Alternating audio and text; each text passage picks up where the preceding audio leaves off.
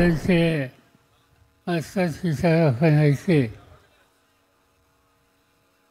ते महाराष्ट्राच्या काँग्रेस पक्षाचे ज्येष्ठ नेते बाळासाहेब थोरात, संसदेचे आमचे सहकारी खासदार भाऊसाहेब वागचौरे यांना उमेदवार म्हणून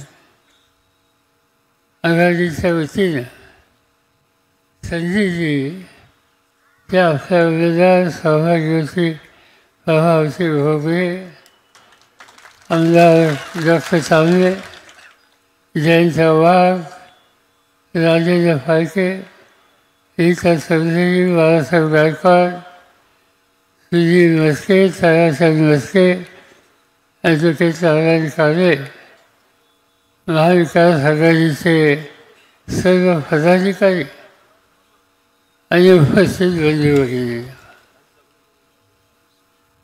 विधानसभेच्या निवडणुकीच्यासाठी आज आपण या ठिकाणी एकत्रित आलो.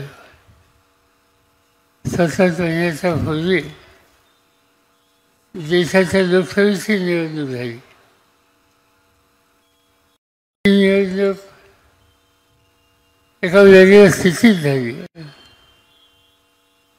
लोकांना चिंता होती मोदी साहेब ज्या पद्धतीची भाषणं करतात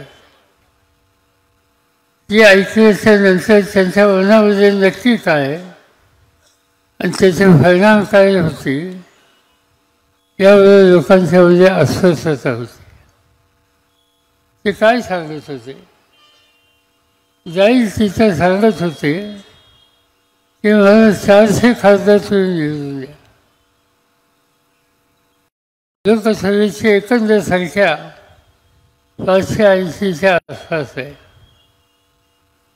त्याचे 50%, 51%, 55% जर आमदार खासदार निवडून आले तर देशाचा कारभार करता येतो, मंत्रिमंडळाचं काम चालू करता येतं. मला आठवत आहे नरसिंहरावांच्या नेतृत्वाखालचं सरकार होतं. मी संरक्षण मंत्री होतो त्या मंत्रिमंडळात आणि आम्हाला स्पष्ट बहुमत नव्हतं. आम्हाला 15-20 खासदारांची गरज होती. तरी 5 वर्ष सरकार चाललं. हे चालवलं काही अशक्य नाही. आणि असं असताना हे ग्रस्त 400 याचा दुसरा का करताय? आणि आम्हाला लोकांच्या मनात शंका आली की याच्यामध्ये काहीतरी फाफ आहे. या देशाला डॉक्टर बाबासाहेब आंबेडकरांनी घटना दिली आणि त्या घटनेमुळे हा देश एकसंघ राहिलेला आहे. या देशात स्थिरता राहिलेली आहे. आणि या घटनेमध्ये बदल करायचा असेल तर 50% वर किंवा अधिक खासदार याची आवश्यकता असते. आणि मोदी साहेब पुन्हा 400 सांगतायत. याचा अर्थ या घटनेला धक्का लावण्याच्या संबंधीचा विचार त्यांच्या मनात असावा ही शंका आम्हाला लोकांना आली. आम्ही दिल्लीमध्ये एकत्र बसतो. सोनिया गांधी होते, राहुल गांधी होते, मी स्वतः होते, दिल्लीचे मुख्यमंत्री अरविंद केजरीवाल होते, समाजवादी पार्टीचे प्रमुख नेते होते, कम्युनिस्ट पार्टीचे नेता होते, दक्षिणेच्या तामिळनाडू राज्याचे मुख्यमंत्री होते, केरळचे मुख्यमंत्री होते. आम्ही सगळे एकत्र बसतो आणि चर्चा केली की हे 400 हा आकडा घेऊन जात आहेत. याचा अर्थ यांना या देशाला वेगळ्या रस्त्यावर न्यायचे आणि त्याची खबरदारी आपण वेगळं घेतली नाही तर जबरदस्त किंमत पुढच्या काही महिन्यांना सुद्धा द्यावी लागेल. आणि त्या चर्चेमधून आम्ही निर्णय घेतला इंडिया आघाडी नावाची आघाडी स्थापन करायची आणि त्या आघाडीच्या उशीर निवडणुका लढवायच्या. त्या लढवल्या. महाराष्ट्रामध्ये तुम्ही लोकांनी चित्र बदलवलं. 5 वर्षापूर्वी जी महाराष्ट्राची देशाची लोकसभेची निवडणूक झाली त्यावेळेला आमची स्थिती चांगली नव्हती. काँग्रेस पक्षाला राज्यात 1 खासदार फक्त मिळाला, राष्ट्रवादीला 4 खासदार मिळाले. एवढी कठीण स्थिती आम्हाला लोकांची होती. आणि या पार्श्वभूमीवर यावेळेला आम्ही लोकांनी महाविकास आघाडीची सामना करून निवडणुकीला सामोरं जायचा निकाल घेतला. आणि मला आनंद आहे की तुम्ही लोकांनी प्रचंड शक्ती दिली. या महाराष्ट्रामध्ये 5 लोक आमचे निवडून आले होते. त्याच महाराष्ट्रामध्ये 48 पैकी 30-31 लोक हे निवडून आले आणि एक जबरदस्त शक्ती आज पार्लमेंटमध्ये करू शकली. त्यामुळे मोदींना बदल करता आला नाही. खरं सांगायचं म्हणजे त्यांना राज्य चालवणं अवघड होतं, पण त्यांनी 2 गोष्टी केल्या. एक, आंध्रमध्ये मुख्यमंत्री चंद्रबाबू नायडू त्यांना बरोबर घेतलं. बिहारचे मुख्यमंत्री नितीश कुमार त्यांना बरोबर घेतले. त्या दोघांचे खासदार घेतले आणि आज देशाचे राज्याचे चालवत आहे. ठीक आहे, त्यांनी राज्य चालवावं, माझी काही तक्रार नाही. फक्त लोकशाहीच्या संस्थेवर त्यांनी हल्ला हा कधी करता कामा नये. आज महाराष्ट्राच्या विधानसभेची निवडणूक आहे आणि आम्ही बघतो गेले 10 वर्षात म्हणजे कोरोनाचा रोग आला त्या कालखंडामध्ये उद्धव ठाकरेंच्या नेतृत्वाखाली महाराष्ट्रामध्ये सरकार स्थापन करण्यात आले. उद्धव ठाकरे त्याचे नेते होते, बाळासाहेब थोरात त्याचे महत्त्वाचे नेते होते आणि सरकार चालू केलं. पण दुर्दैवानं काही लोकांनी वेगळी भूमिका घेतली. राज्याचे आजचे मुख्यमंत्री त्यांनी रस्ता बदलला. त्यांनी काही खासदार आमदार बरोबर घेतले.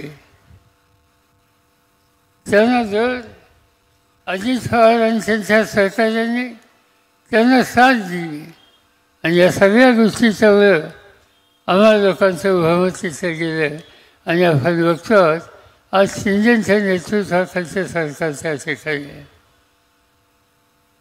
आज या सरकारने धोरणात बदल करायचे ठरवले. का ठरवले? लोकसभेमध्ये जो तुम्ही त्यांना जबरदस्त फटका दिला त्यामुळं ते जागे झाले आणि काहीतरी नवीन लोकांना समाधान देईल, होईल का नाही नंतर होऊ, पण निदान होईलच आहे. आणि अशा योजना त्या ठिकाणी काढल्या. पहिली योजना काढली लाडकी बहीण आणि लाडक्या बहिणीच्यासाठी त्यांनी काही 1500 रुपये काही रक्कम द्यायचा निकाल घेतला. माझी काही तक्रार त्याबद्दल नाही आहे. आमच्या खेळण्या फायद्याच्या मुली, शहराच्या मुली, कष्ट करून इच्छाणार मुली त्यांना स्वतःच्या बाहेर उभं करण्याच्यासाठी काही मदत होत असेल तर माझी तक्रार नाही. पण आज गरज कशाची? गरज ही आहे की या मुलींना बहिणींना संरक्षण कसं देतं. तुम्ही वाचलं असेल मध्यंतरी ठाणे जिल्ह्यामध्ये एकाच ठिकाणी 2 लहान बालिकांच्यावर अत्याचार करण्यात आले. अत्याचार करणारे लोक सापडले नाही, नंतर सापडले. तुम्ही एका बाजूनं लाडकी मुली म्हणायचं आणि दुसऱ्या बाजूनं त्यांनी या संकटाला तोंड द्यायची वेळ आणायची. महाराष्ट्रामध्ये गेल्या 6 महिन्यामध्ये 866 मुली गायब झालेल्या घराच्या बाहेर. कुठे गेल्या घरच्यांना पत्ता नाही, कुणी त्यांचं अपहरण केलं हे माहिती नाही. 866 मुली 6 महिन्यात घरातनं काढून नेल्या जातात. हे काही मुलींना संरक्षण देण्याचं लक्षण आहे. ह्या काही लाडक्या मुली नव्हत्या, पण मुलींच्या संरक्षणाची खबरदारी घेण्याची नीती जबाबदारी ज्यांच्यावर आहे तो मूळ फक्त सोडायचा आणि मताच्या कथ्यासाठी काहीतरी दुसऱ्या गोष्टी सांगायच्या आणि त्यांनी लोकांचं जनमत बदलायच्या संबंधी प्रयत्न करायचा हे सूत्र यांच्या पाठीमागं होतं. आज ही अवस्था मुलींच्या उद्देश. दुसरे अनेक प्रश्न आहे. या प्रश्नाचा उल्लेख या ठिकाणी आधीच्या वक्त्यांनी सुद्धा केला. आज या राज्यामध्ये शैक्षणिक संस्था उभ्या आहेत, कॉलेजेस उभी राहिली, मुलांच्या शिक्षणाची संधी त्यांना मिळाली. आज त्यामुळं आपल्याकडं पदवीधरांची संख्या वाढली. पदवीधरांची संख्या वाढली, पण त्यांच्या हाताला काम कुठं मिळते. पदवीधर असे वाढले तशी बेकारांची संख्यासुद्धा वाढली.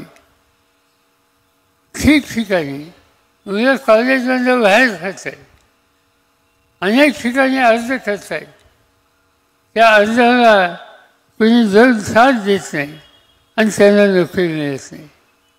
किती दिवस या गोष्टी अशा होऊन द्यायच्या.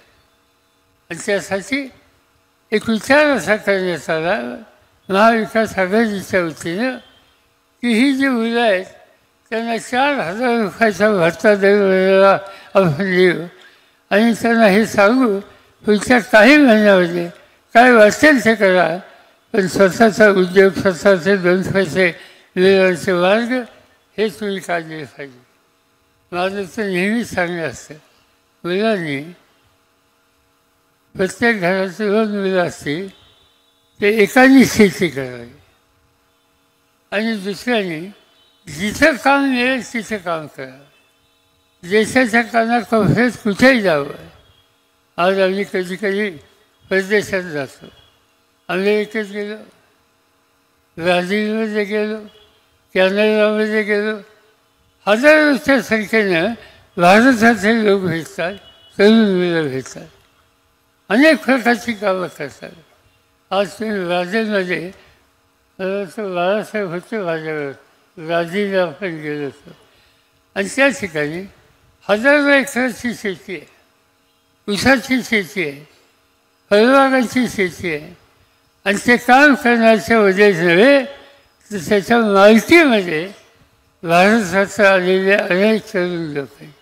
ते तिथे गेले, कष्ट केले, जमिनी घेतल्या आणि आज काही लोकांच्या मोठ्या शेत्या आहेत जे स्वतः पाहिजे, बाळासाहेब पाहिजे की त्या ठिकाणी काही भारतीय असेल की त्यांचं ऊसाचं क्षेत्र किती विचारलं तर ते सांगतात 35,000 एकर, 30,000 एकर.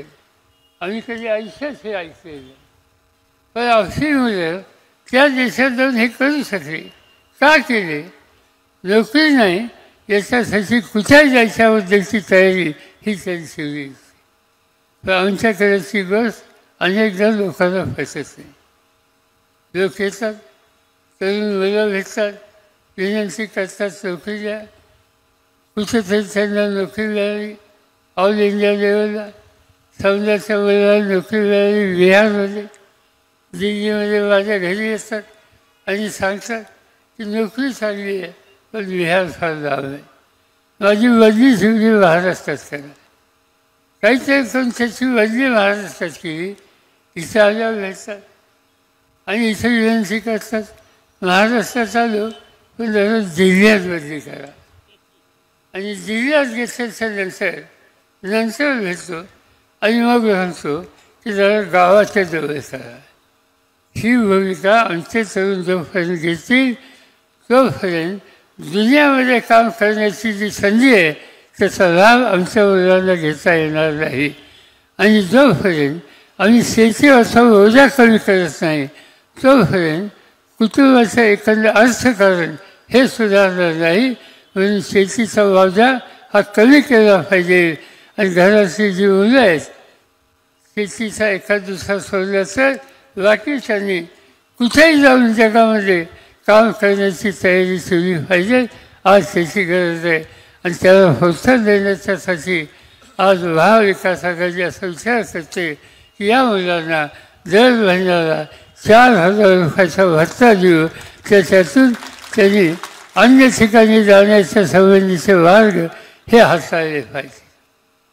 असे काही कार्यक्रम हाताळले घेतले आणि ते आम्हाला राबवायचे. हे आम्हाला कधी राबवतायची निर्णय घ्यायचा अधिकार तुम्ही बाळासाहेबांना दिला असेल. मला नको, मी काही विधानसभेला उभा नाही राहणार नाही.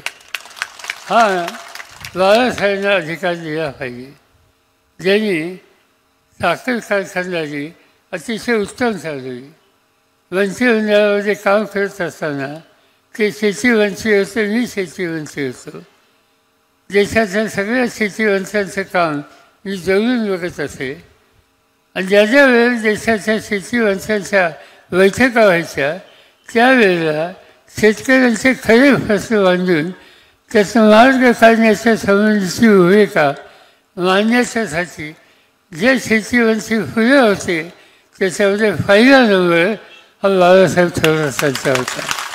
आणि अशा लोकांच्या वेळेला आज आम्ही विचार करतोय की यांच्या हातामध्ये तुम्ही लोकांनी राज्य उद्या दिलं तर त्यांच्या मार्फत हे सगळे प्रश्न आणि हे सगळे नवीन कार्यक्रम कृषीमध्ये आणण्यासाठी कुठल्याही प्रकारची अडचण येणार नाही. आज या भागात आल्याच्या नंतर मला जुने दिवस आठवतात. मी फेब्रुवारीला 1 वर्ष शाळेला होतो आणि त्यामुळे अनेक लोक माझ्या जवळचे होते. तिथे शाळा शिकलो. त्या काळाची स्थिती वेगळी होती. आता काहीतरी वेगळं ऐकायला मिळते. मला आठवतं की फेब्रुवारीला मी शिकायला असताना आमचे काही मित्र होते.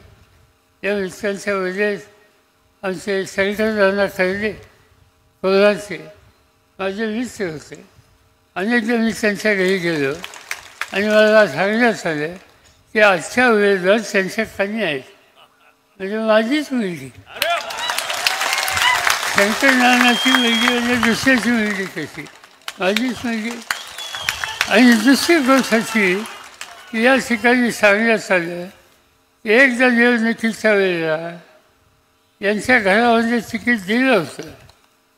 यांच्या घरामध्ये तिकीट देऊन चंद्रकांत पाटील घोगरे ते महाराष्ट्राच्या विधानसभेमध्ये आम्हा लोकांच्यावर आमदार होते. मी त्यावेळेला राज्य सरकारमध्ये होतो. त्यांच्या घरी गेलो लोणीला. अनेक वेळा भेटतोय. एक सज्जन माणूस शेतकऱ्याच्या हिताची जपणुकीची अतिशय आस्था असलेल्या असे भेटते. आणि त्यांच्या घराचे असून नाही म्हणजे या दोन्ही बाजूने आमच्या आहेत. आता जी व्यक्ती दोन्ही बाजूने आमची आहे अशा व्यक्तीला मी तुम्हाला सांगितलं तर तुम्ही मतं दिल्याशिवाय राहाल येणार ना मत.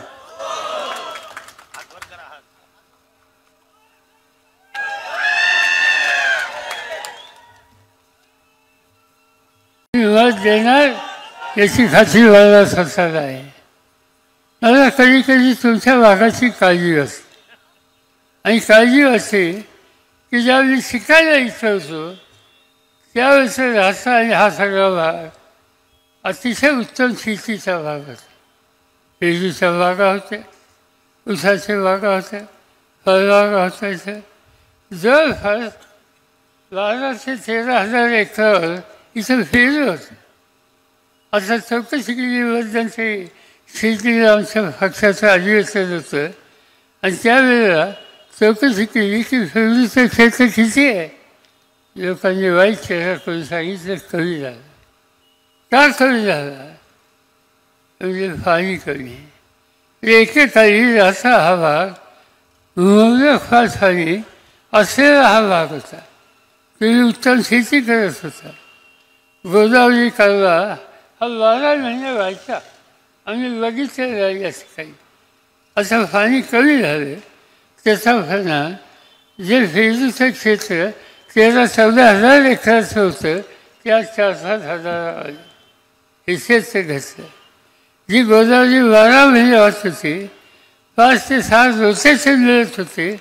आज ते रोटेशन मिळत नाही. पाणी कमी झालं आणि त्यामुळे इथं वर राहिलेला गणेश साखर कारखाना हाही संकटामध्ये आला आणि ही गोष्ट आम्हाला लोकांना चिंता देण्यात आहे. साखर धंदा हा महाराष्ट्राचा महत्त्वाचा धंदा आहे. आम्ही लोकांनी त्याच्यात लक्ष घातलं. देशाचं काम माझ्याकडे होतं तर सवन देशाचा साखरधंदा हा माझ्या माणसालाच होता. आणि मी वाचताना माहिती घेत असे. या जिल्ह्याची माहिती घ्यायचो, पुण्याची माहिती घ्यायचो, सोलापूर कारखाने अलीकडे तिची माहिती घ्यायचो, देशाच्या सगळ्या राज्यांची माहिती घ्यायचो. आणि आम्हाला एक जाणवायला लागलं की पाणी कमी व्हायला, त्याच्यामुळे काही ठिकाणचे कारखाने कमी व्हायला लागले. आणि ते पाणी कसं कमी झालं त्याचा विचार केला पाहिजे.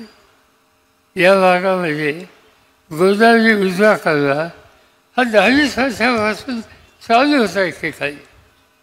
आज तो असला का? त्याला जबाबदार कोण इच्छा नेता आहे, कोण इच्छा आमदार आहे? काय या पाण्याच्या आणि कालव्याच्या भ्रष्टाचाराकडे त्यांच्याकडून दुर्लक्ष होत गेला. त्याच्यामध्ये त्यांचा हेतू काय? तुम्ही अनेकदा त्यांनी निवडून दिलं, महाराष्ट्राच्या मंत्रिमंडळात मंत्री बघितलं, आणि सगळी साधन सामुग्री सत्ता हातामध्ये असून आमचे उद्या पीक देणारं हे सगळे शिवाय उद्ध्वस्त होतं आहे. याचा अर्थ नेतृत्वाला सामान्य माणसाच्या हिताची चिंता नाही आहे. उद्योगांचं स्वार्थी राजकारण ही करण्याच्या उद्देशाची भूमिका आज या ठिकाणी दिसते. ही कालवे जुनी आहेत. बारामतीला निळा कालवा आहे, 1857 साली आहे. आज ती कालवे अजूनही उत्तम आहेत. पाणी झिरपत आहे, पूर्णपणे फाळी 9व्या-10व्या दिवशी रोटेशन मिळतं. का? कॅनॉल सीट ठेवली. आज तुमच्याकडे कॅनॉल सीट ठेवलेली नाहीत. आणि त्याच्यावर झालं काय? कधी कधी मी हेलिकॉप्टरने जातो आणि जाताना माझी एक सवय आहे, एखादा माहितीचा भाग असला तर तिथून हेलिकॉप्टर जरा खाली घेऊन बघत जायचं. आणि मला या भागात काय बघायला मिळतं, हा जो कालवा आहे गोदावरी कालवा, त्याची वाहन क्षमता घसली, त्याला अनेक ठिकाणी भगदानं पडली असं दिसतं. ते कालवे ठीक नाही आणि त्यामुळे त्याची वाहन क्षमता गेली. आणि हे काय असं होतं त्याच्याकडे काही लक्ष दिलं जातं. मध्यंतरी माझ्या वाचनामध्ये आलं की नेत्यांनी जाहीर केलं की 200 कोटी मंजूर केले. कुठे गेले तर असं पाणी तर येत नाही, शेताचं कमी होतं आणि सांगतात की 200 कोटी केले. 200 कोटी केले, त्या निधीचं झालं का? माझं स्वच्छ मत असेल की मोठे आकडे करायचे, लोकांना भरवायचे आणि प्रत्यक्ष काहीच नाही करायचं. निवडणुकीच्या आधी सगळी आश्वासन द्यायची आणि निवडणूक झाल्याच्या नंतर त्याच्या सगळ्या गोष्टीच्याकडे पूर्ण फरारी दिसायचं. हा दृष्टिकोन इच्छा नेतृत्वाचा आहे. आज या मतदारसंघामध्ये देशाच्या बाहेरचे लोक काही दर्शनाच्यासाठी येत असतात. एक दिवशी मी या भागात होतो, सरकारमध्ये होतो, केंद्र सरकारमध्ये होतो, आणि त्या ठिकाणी भाषण करताना मी सांगितलं की आनंद आहे की लोक श्रद्धेने येतात. पाणी कमी पडलं, शेती अडचणी चालेल, इथं काहीतरी नवीन केलं पाहिजे.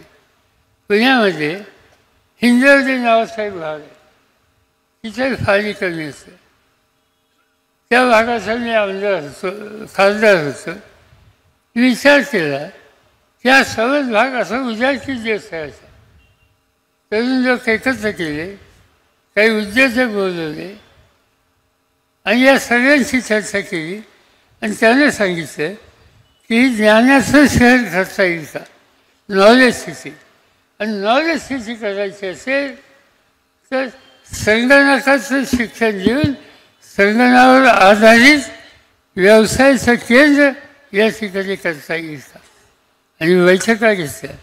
आज हिंजवडीला जर आठवड्याला जवळपास 2000 कोटीची निर्यात होते आणि हिंजवडीला आज 2 लाख मुलं मुली काम करतात आणि त्यांचं वेतन हे कुणाचंही वेतन तुम्ही बघितलं तर कमीत कमी 40 ते 50 हजाराच्या खाली नाही. आज त्यांच्या हाताला काम दिलं. आणि ते हिंजवडीचा माझा अनुभव बघितल्याच्या नंतर जेव्हा मी शेतीला आलो आणि तिथं शेती महामंडळाची जमीन होती, त्या शेती महामंडळाच्या जमिनीची 1500 एकर जमीन सरकारने दिली, तर या ठिकाणी आपण नॉलेज शेती करू, IT शेती करू, मुलामुलींच्या हाताला अधिक काम देऊ, अनेक प्रकारचं नवीन चित्र त्या ठिकाणी केलं. त्यावेळेला विश्वासमंडळ होतं शेतीचं, त्या विश्वासमंडळाला विनंती केली की तुम्ही विश्वासांचा ठराव करा आणि या ठिकाणी आपण knowledge city, medical college, engineering, pharmacy अशा संस्था तयार करू आणि गोरगरिबांच्या मुलांना अल्पदरात शिक्षणाची सोय उत्तम रीतीने करू शकू. ही माझी आशा होती. तर कुणी खोरा घातला पाहिजे. नंतर मी चौकशी केली की एवढं चांगलं काम करायचं, शेती महामंडळाची जमीन आहे, का हालचाल तुम्ही लोक करत नाही. म्हणजे तुम्ही हे केलं तर काही लोकांना होतं आमच्या कॉलेजचं काय होईल. तिथं फरवरीला आमचं कॉलेज आहे, आमचं इंजिनिअरिंग कॉलेज आहे, आमचं फार्मसी आहे, आम्ही हिचं काढले, आम्ही नगर शहराच्या जवळच्या वळणावर काय त्याचं नाव मला माहिती विरोधघाट, तिथं आमचं काय आहे. पुण्यामध्ये आम्ही शोधले आणि आम्ही हे सगळं साम्राज्य उभं केलं. त्यानंतर इथं गरीब मुलांना सवलतीच्या दरात शिक्षणाची सुविधा आली तर आमच्याकडे कोण येणार, आणि आमच्याकडे कोणी येणार नाही ही स्थिती त्यांना वाचायला लागली. त्याचा परिणाम केलं काय, इथं निघणं शक्य होतं तो प्रयोग त्यांनी या ठिकाणी दाखवला. आणि म्हणून विकासाच्या कामासाठी आम्ही निर्णय घेतले असं सांगतात. त्याच्यामध्ये खोटे भर आहे. जे नेते, जे कोणी प्रमुख लोक होते, एकेकाळी कुठनं निवडून आले. आज ज्या पक्षामध्ये आहे त्या पक्षामध्ये होते ते विरोधी पक्षाचे नेते होते, किंवा लोकांच्या विचाराने काम करत होते. पण सत्ता आणि त्याच्यासाठी काय वाचेल ते करायचं हे सूत्र घेऊन काम करायचं, ही भूमिका ज्यांची आहे त्यांच्याकडून खरा विकास त्या ठिकाणी केला जाणार नाही. मला आठवतं आहे इथं कधी आल्याच्या नंतर एक गोष्टीची चर्चा व्हायची, निळवंडे धरणाच्या संबंधी. हे धरण व्हावं यासाठी प्रयत्न होते. आम्ही काही लोकांनी या ठिकाणी भेटी दिल्या होत्या, पण त्या कामाला अनेक वर्ष लागली, गतीच येत नव्हती. आणि ज्यावेळेला या कामामध्ये बाळासाहेब थोरातांनी लक्ष घातलं, त्याच्यानंतर हा निवडणुकीचा काव्यासह हे काम पूर्ण झालं. आज काही लोक सांगतात मी केलं. मला काही त्यांच्याबद्दल म्हणायचं नाही, पण स्वच्छ जाणून घ्यायचं असेल तर निवडणुकीचं काम बाळासाहेब थोरातांच्यावर झालं आणि या भागात झालं. मध्यंतरी मी नगरवरनं निघालो होतो. मला जुन्नर तालुक्यात जायचं होतं. नगरवरनं येताना कोलारवरनं लोणीवरनं संगमनेर अशा प्रकारचा रस्त्याने जात होतो. तो रस्ता मी पाहिला. मला कळलं नसा रस्ता आहे का काय. आज त्या भागातला रस्ता म्हणजे भयानक. एक गोष्ट आहे, त्या रस्त्याने गाडीने गेलं तर अशी झोप चांगलीची, कारण सगळी हालत उडलेली असते. आता ज्यांच्या हातामध्ये 5-5 वर्ष मंत्रीमध्ये त्यांना आपल्या मतदारसंघाचा महत्त्वाचा रस्तासुद्धा करता येत नाही. कसं राजकारण, कुणासाठी राजकारण. आज हे प्रकारचं चित्र या ठिकाणी दिसतं. हे बदलायची गरज आहे. आणि हे बदलायचं असेल तर उद्याच्या निवडणुकीमध्ये तुम्हाला स्पष्ट निर्णय घ्यायचा आहे. आणि तो निर्णय काँग्रेस आणि त्यांचे जे उमेदवार आहेत त्यांना त्यांची जी खूण आहे पंजाची चित्रवचन लावण्याच्याबद्दलचं हे करायचं. आणखीन एक गोष्ट ऐकायला मिळते. मध्यंतरी काही लोक व्हायचे नगर जिल्ह्याचे आणि त्यांची एक बैठक होती मुंबईमध्ये. नगर जिल्ह्याच्या काही भागाचे लोक राहतात, उदाहरणार्थ फारणे, आणखी काही भाग. आणि त्या लोकांना भेटायला आमची बैठक होती. ती गेल्याच्या नंतर काही लोकांना मी विचारलं काय प्रश्न काय झाली. नाही म्हणजे आमचं ठीक चाललं पण एक गोष्ट ठीक नाही. म्हणजे काय म्हणजे आमच्या भागात दहशतवाद आहे. काही लोक जमदाची देतात. ही दडपशाही कशी बंद होईल याचा काहीतरी विचार करा. आज लोकशाहीचं राज्य आहे. लोकशाहीचं राज्य असताना सामान्य माणसाला कोणी दडपशाही करत असेल, दहशतवाद या ठिकाणी करत असेल, हे कसं राज्य? उद्याच्या निवडणुकीमध्ये आम्ही फळावरती भोगलेला मतदान करा हे सांगतो. त्याचं महत्त्वाचं कारण काय वाटेल ते करू. महाराष्ट्राच्या राज्यामध्ये बहुमताची सत्ता या ठिकाणी महाविकास आघाडीची स्थापन केल्याच्या नंतर इथला दहशतवाद जो आहे, दडपशाही आहे, ती उद्ध्वस्त केल्याशिवाय आम्ही स्वच्छ बसणार नाही या ठिकाणी सुरू केलं. अनेक गोष्टी या ठिकाणी सांगता येतील आणि त्यामुळं आपण ह्या दहशतवादाला दडपशाहीला घाबरू नका.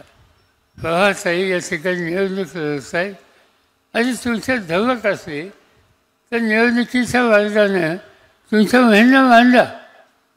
आमची ही भगिनी स्वतः या ठिकाणी येऊन आपले विचार त्या ठिकाणी मांडले. तुम्ही करताय काय? त्यांच्यासमोर येऊन तोंड देण्याची ताकद तुमच्यामध्ये नाही. करताय काय? ह्याचा रोज कुठं लागला असेल, कुठं जाहिरात असेल, कुठं फोटो असेल, कुठं माहिती व्हायचं असेल ते रात्री फाडून टाकायचं. रोज फाडून टाकायचं. त्याला काय अक्कल लागते? उभं करायला अक्कल लागते, उद्ध्वस्त करायला अक्कल लागत नाही. आता ही टोळी जी आहे ती उद्ध्वस्त करणाऱ्याची टोळी आहे. आता ही उद्ध्वस्त करणाऱ्याची टोळी जी आहे त्या टोळीच्या हातामध्ये या भागाचं राजकारण कधी यायचं, किती दिवस जायचं याचा विचार हा तेव्हा सगळ्यांना करत येतो. आणि त्याबरोबरच हे मी सांगू इच्छितो, मी काही महाराष्ट्राच्या सत्तेत नाही, पण आज या राज्यामध्ये किंवा या भागामध्ये दहशतवाद आणि दमदाटी याचा आधार घेऊन कोणी काहीतरी करत असेल तर ज्या गावच्या भोवरी त्याच गावच्या बावली त्याला धडा शिकायचा सुद्धा निकाल घ्यावा लागेल. आणि ती स्थिती येऊ नये अशी अपेक्षा आहे. उद्याच्या निवडणुकीमध्ये मोठ्या मताने प्रामुख्याने तुम्ही विजय करा. महाराष्ट्राचं राजकारण बदलायचं असं निकाल आम्ही लोकांनी घेतलेला आहे, त्याला साथ द्या. मी तुम्हाला सर्व देतो की देशात एक नंबरचं राज्य म्हणून जो महाराष्ट्राचा नावलौकिक होता या लोकांनी जो घालवला, तुम्ही सत्ता दिल्याच्या नंतर, राज्य हातात घेतल्याच्या नंतर बाळासाहेबांनी आमचे सगळे सहकारी या राज्याचा चेहरा बदलल्याशिवाय राहणार नाही आणि तुमच्या जीवनावरील परिवर्तन केल्याशिवाय राहणार नाही. त्यासाठीच ही तुमची मदत हवी आहे हेच या ठिकाणी सांगतो.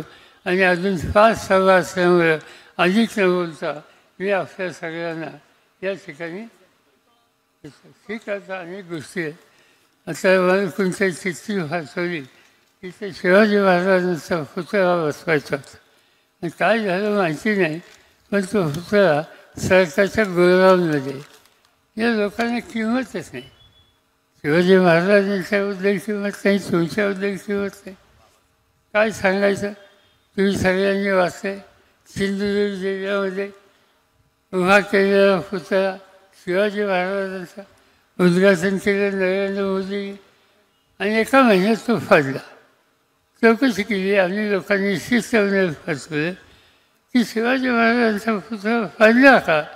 ते म्हणजे समुद्राचा वारा आला, त्या वाऱ्यामध्ये पुतळा. तुम्ही कधी मुंबईत आला असाल तर गेटवे ऑफ इंडिया नावाचा भाग आहे. यशवंतराव चव्हाण मुख्यमंत्री असताना त्यावेळी त्यांनी तिथे शिवाजी महाराजांचा पुतळा उभा केला. हजारो लोक येतात बघायला. समोर समुद्र आहे, प्रचंड वारा असतो. इतक्या वर्षाच्या पुतळ्याला काही झाले.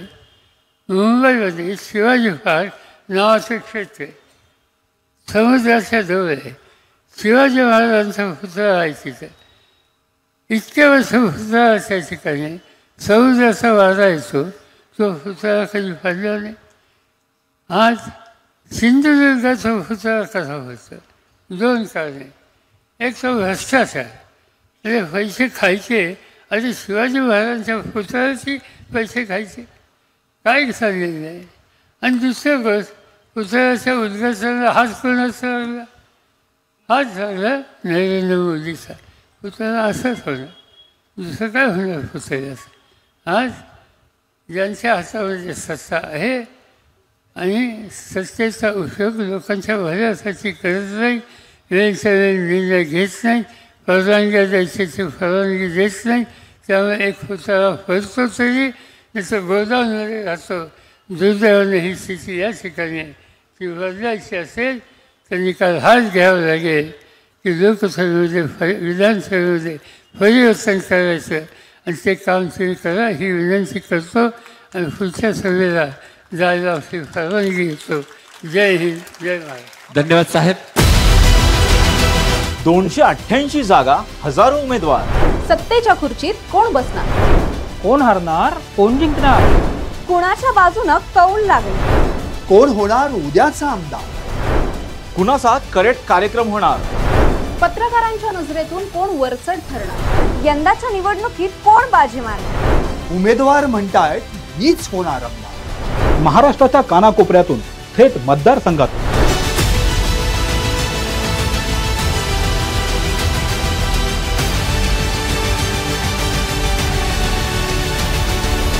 टॉप न्यूज मराठीची संपूर्ण टीम विधानसभेसाठी सज्ज. पहा कोण होणार आमदार.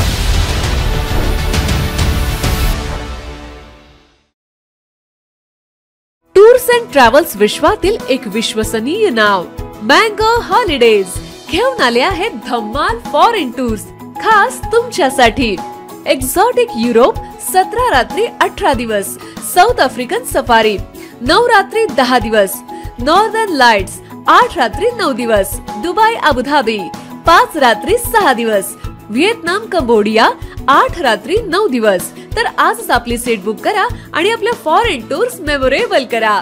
मँगो हॉलिडेज म्हणजेच अविस्मरणीय सहलीचा अनुभव. मँगो हॉलिडेज, 4था मजला, स्वोजस कॅपिटल अतिथी रेस्टॉरंटच्या वर, लॉ कॉलेज रस्ता, पुणे 4. संपर्क पुणे 83 839 505 किंवा 80 80 81 74 54. मुंबई 83 839 503 किंवा 96 53 18 74 78. 25 वर्षांचा प्रदीर्घ अनुभव व अत्याधुनिक तंत्रज्ञान यांनी सुसज्ज असे पुण्यातील आकाश आय क्लिनिक व लेझर सेंटर. रोबोटिक पद्धतीने वेदनारहित मोतीबिंदू शस्त्रक्रिया, तेही विना टाका व विना इंजेक्शन. मेडिक्लेमची सुविधा व सेम डे डिस्चार्ज. लेसिक लेझरने चष्म्यापासून कायमची मुक्ती फक्त 10 मिनिटात. काचबिंदू, रेटिना, ड्राय आय, मायोपिया अशा अनेक डोळ्यांच्या विकारांवर उपचार म्हणजेच आकाश आय क्लिनिक आणि लेझर सेंटर. CTR कंपनी जवळ, विमान नगर, नगर रोड, पुणे. संपर्क 8888173100. Come on guys, hurry up. अरे सुन ना, एक ब्रेक ले लेते हैं. Guys, I'm telling you, तुम लोगों को सही से ट्रैकिंग नहीं आता. But that's okay, you can learn. रोज का ढक्कन देना. ये रेड वाला है, सही वाला देना. अबे ढक्कन, पहले तो सही पानी पीना.